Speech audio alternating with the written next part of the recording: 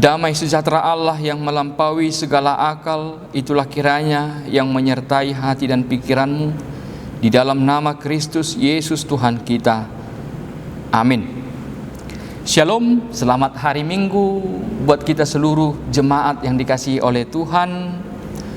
Bapak Ibu Saudara yang dikasihi oleh Tuhan, mari kita bersama-sama untuk bersekutu dengan firman Tuhan. Kita bersama-sama untuk membaca firman Tuhan buat kita di minggu ini, yang tertulis dalam kitab Ulangan pasal 18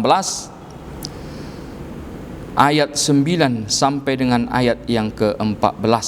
Demikian firman Tuhan, saya akan membacakannya. Apabila engkau sudah masuk ke negeri yang diberikan kepadamu oleh Tuhan Allahmu, maka janganlah engkau belajar berlaku sesuai dengan kekejian yang dilakukan bangsa-bangsa itu. Di antaramu janganlah didapati seorang pun yang mempersembahkan anaknya laki-laki atau anaknya perempuan sebagai korban dalam api, ataupun seorang yang menjadi petenung, seorang peramal, seorang penelaah, seorang penyihir, seorang pemantra, ataupun seorang yang bertanya kepada arwah atau kepada roh peramal, atau yang meminta petunjuk kepada orang-orang mati. Sebab setiap orang yang melakukan hal-hal ini adalah kekejian bagi Tuhan, dan oleh karena kekejian-kekejian inilah Tuhan Allahmu menghalau mereka dari hadapanmu. Haruslah engkau hidup dengan tidak bercela di hadapan Tuhan Allahmu, sebab bangsa-bangsa yang daerahnya akan kau duduki ini mendengarkan kepada peramal atau petenung, tetapi engkau ini tidak diizinkan Tuhan Allahmu melakukan yang demikian. Demikian firman Tuhan. Saudara yang dikasihi oleh Tuhan, di dalam Alkitab kita dapat melihat banyak cara yang dilakukan oleh iblis untuk menggoda, memperdaya, menyesatkan manusia untuk menentang Allah. Salah satu pekerjaan daripada iblis itu adalah menjerumuskan kita ke dalam kuasa kegelapan. Berbagai bentuk kuasa kegelapan telah banyak dilakukan oleh manusia di muka bumi ini. Mulai dari dahulu sampai dengan saat ini juga. Ada orang yang hidup dalam kuasa kegelapan karena belum mengenal kebenaran Injil Kristus. Namun setelah mereka percaya kepada Yesus, mereka pada akhirnya meninggalkan segala bentuk praktek daripada kuasa kegelapan itu. Seperti yang dapat kita lihat juga di epistel di minggu ini. Banyak orang pada akhirnya meninggalkan praktek-praktek kuasa kegelapan itu ketika mereka mengetahui bahwa iblis takluk kepada nama Yesus. Itulah sebabnya bahwa Injil itu harus diberitakan sampai ke seluruh dunia. Yang percaya akan diselamatkan, tetapi yang tidak percaya akan binasa. Namun ada juga yang telah percaya kepada Tuhan Yesus, akan tetapi praktek-praktek daripada kuasa kegelapan itu masih saja dilakukan.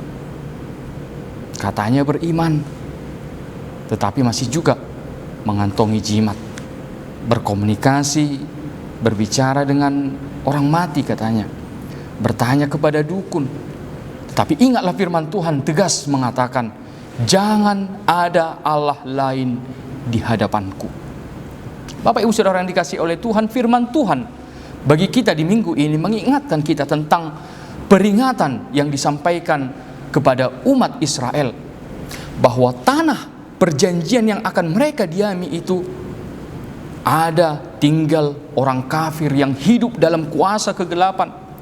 Maka jangan sampai mereka meniru perbuatan orang kafir itu, karena itu adalah kekejian bagi Tuhan. Firman Tuhan hendak mengingatkan umat Israel bahwa umat Allah itu harus mempunyai integritas, identitas yang jelas sebagai umat pilihan Allah. Jika orang kafir melakukan praktek-praktek kuasa kegelapan, jangan kita menjadi ikut-ikutan meniru mereka. Tetapi kita harus mampu menjadi umat Tuhan yang berintegritas, yang hanya percaya kepada kuasa Tuhan yang benar. Bapak Ibu Saudara yang dikasihi oleh Tuhan, atas dasar ini jugalah Tuhan memberikan penjelasan mengapa orang Kanaan itu harus dihalau Tuhan dari tanah yang mereka diami itu. Sebab mereka tidak ada tempat bagi penyembah iblis bisa tinggal di tanah yang diberkati oleh Tuhan. Tanah yang diberkati oleh Tuhan itu adalah tempat umat pilihan yang dikuduskan oleh Tuhan, bukan tempat orang-orang yang menyembah iblis.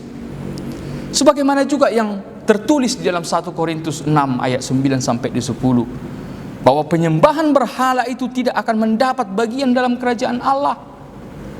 Firman Tuhan dengan tegas mengatakan kepada kita bahwa tidak ada tempat dalam kerajaan sorga bagi orang-orang yang menyerahkan dirinya diperbudak oleh kuasa iblis. Saudara yang dikasihi oleh Tuhan, sesuai dengan topik minggu kita di minggu ini, menang atas kuasa kegelapan. Maka bagaimana kita untuk tidak jatuh di dalam kuasa kegelapan itu? Maka kita harus memiliki suatu prinsip dasar hidup yang menjadi integritas jati diri kita sebagai umat Tuhan. Sebagaimana yang tertulis di dalam Yakobus 1 ayat 17. Dikatakan di situ, setiap pemberian yang baik dan setiap anugerah yang sempurna datangnya dari atas, diturunkan dari Bapa segala terang. Padanya tidak ada perubahan atau bayangan karena pertukaran. Maka jangan pernah kita berharap mendapatkan kebaikan dalam hidup ini selain daripada Tuhan itu sendiri. Jika kita mau mencari kebaikan di luar Tuhan, yang kita dapat hanyalah kebinasaan. Tidak ada jalan keselamatan yang lain selain daripada Tuhan Yesus. Dia yang telah menyerahkan hidupnya bagi kita, bagi keselamatan kita. Berhala mana, kuasa kegelapan mana yang mampu untuk memberikan dirinya bagi keselamatan kita? Tidak ada. Banyak cara dan jalan yang bisa dipakai oleh iblis untuk menggoda kita, untuk menyembah dia, supaya kita masuk ke dalam kuasa kegelapan itu. Bisa itu karena sakit penyakit, bisa karena pekerjaan, biar bisa cepat naik pangkat, supaya usaha berhasil. Bisa juga karena sakit hati, karena dendam. Ini adalah beberapa contoh titik-titik rawan yang dapat dimanfaatkan oleh si iblis untuk menyesatkan kita.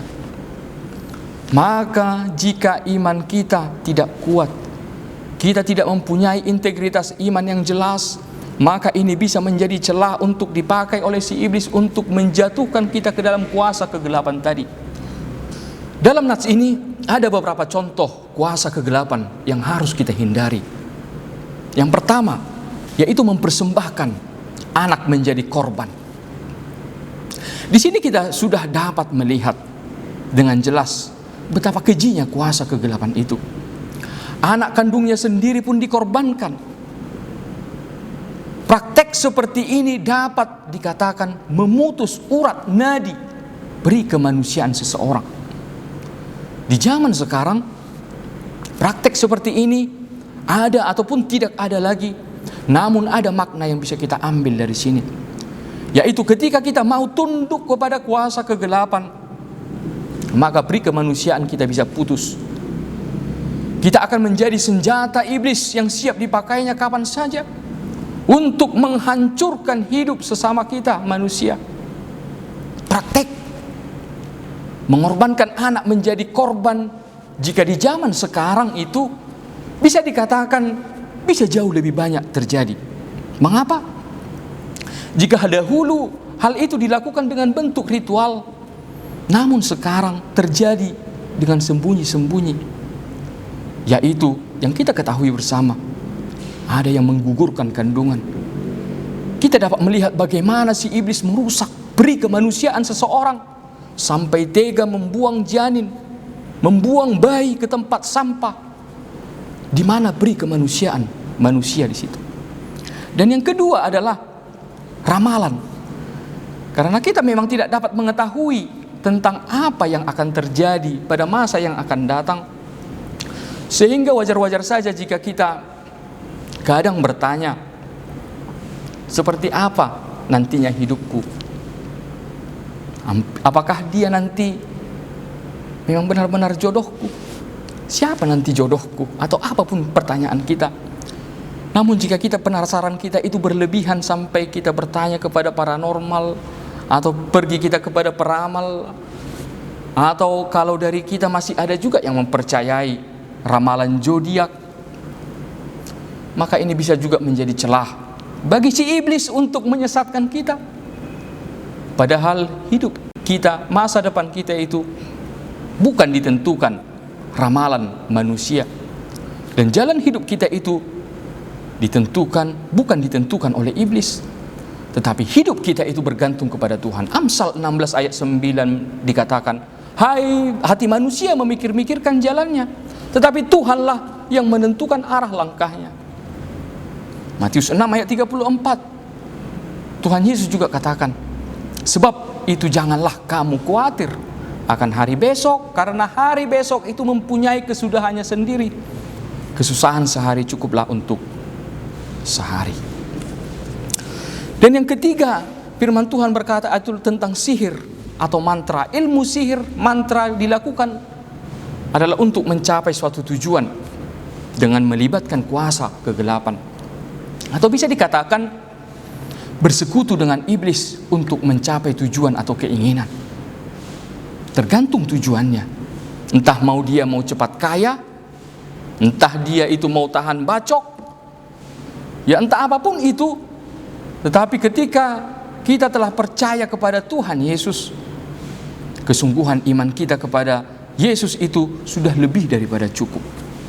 Apapun harapan, keinginan, cita-cita kita, mari kita katakan, Tuhan adalah kekuatanku, Tuhan adalah gembalaku, Tuhan adalah keselamatanku. Biarlah hidup mati kita itu ada di tangan Tuhan. Jangan serahkan hidupmu, masa depanmu kepada iblis. Dan yang keempat adalah tentang bertanya kepada arwah orang mati. Jika sudah kematian yang memisahkan, maka tidak ada lagi komunikasi yang dapat kita lakukan kepada orang yang sudah mati. Namun jika masih ada yang mengatakan bisa berbicara katanya kepada orang sudah mati, sebenarnya dia bukan sedang berbicara kepada orang yang sudah mati itu, tetapi dia sedang berbicara kepada iblis. Si iblis dengan tipu dayanya bisa saja menirukan persis sama seperti orang yang sudah mati. Jika kita ada bersama dengan Tuhan yang hidup, mengapa kita masih bertanya kepada orang yang sudah mati? Tidak ada yang bisa dilakukan oleh orang yang sudah mati kepada kita. Tetapi Tuhan dapat berbuat banyak untuk memberikan kebaikan dalam kehidupan kita. Berdoalah kepada Tuhan, bacalah firman Tuhan supaya kita mendapatkan hikmat menjalani kehidupan ini. Kuasa kegelapan hanyalah satu dari sekian banyak tipu daya yang bisa dilakukan oleh iblis untuk menjauhkan kita dari Tuhan. Tetaplah ingat apa yang tertulis di dalam 1 Petrus 5 ayat 8, sadarlah dan berjaga-jagalah lawanmu si iblis berjalan keliling sama seperti singa yang mengaum-ngaum dan mencari orang yang dapat ditelannya. Maka apa yang dapat kita lakukan untuk menang melawan kuasa kegelapan? Yakobus 4 ayat 7 dikatakan, karena itu tunduklah kepada Allah dan lawanlah iblis, maka ia akan lari daripadamu. Amin. Kita berdoa. Terima kasih Tuhan Allah Bapa kami buat firman yang boleh kami renungkan, kami dengarkan di minggu ini. Engkau mengajar kami Tuhan untuk kami boleh mempercayai dan meyakini bahwa hanya Engkau Tuhan yang menjadi Allah yang kami andalkan dan kami percayai di tengah-tengah kehidupan kami, bahwa tidak ada kuasa yang dapat melebihi kuasa-Mu di tengah hidup kami ini, dan itulah yang kami percayai Mampukan kami Tuhan untuk melawan godaan iblis, untuk mengalahkan iblis di tengah-tengah hidup kami. Kami juga Tuhan boleh bersyukur buat firman-Mu, biarlah Engkau yang memberkati kami, bahwa Engkau yang memberikan berkat masa depan kami ada di dalam tangan pengasihan-Mu. Tuhan Allah Bapa kami, pada saat ini kami juga boleh menyerahkan diri kami ke dalam tangan-Mu. Engkau Tuhan yang memberkati kami seluruh jemaat-Mu di tengah-tengah kehidupan kami, di tengah-tengah pekerjaan kami, di tengah-tengah rumah tangga kami masing-masing. Jauhkan kami Tuhan dari godaan iblis. Mampukan kami Tuhan untuk tetap dapat hidup di dalam kekudusan yang telah Engkau nyatakan kepada kami. Tuhan Allah Bapa kami juga boleh mendoakan kepada saudara-saudara kami, jemaat-Mu Tuhan, yang jika pada saat ini Tuhan ada dalam keadaan sakit, Engkau Tuhan yang menguatkan, Engkau Tuhan yang memberkati. Apapun Tuhan, obat yang boleh digunakan untuk kesembuhannya, biarlah itu Tuhan boleh Engkau berkati, sehingga Tuhan kepada jemaat-Mu yang sakit boleh merasakan kasih karunia-Mu. Kepada jemaat-Mu juga Tuhan yang boleh bersyukur atas ulang tahun kelahiran dan ulang tahun pernikahan, Engkau memberkati Tuhan, biarlah Engkau Tuhan tetap melimpahkan segala kebaikan di tengah-tengah hidup mereka.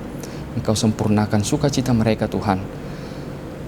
Pada saat ini juga kami boleh berdoa Tuhan buat gereja-Mu.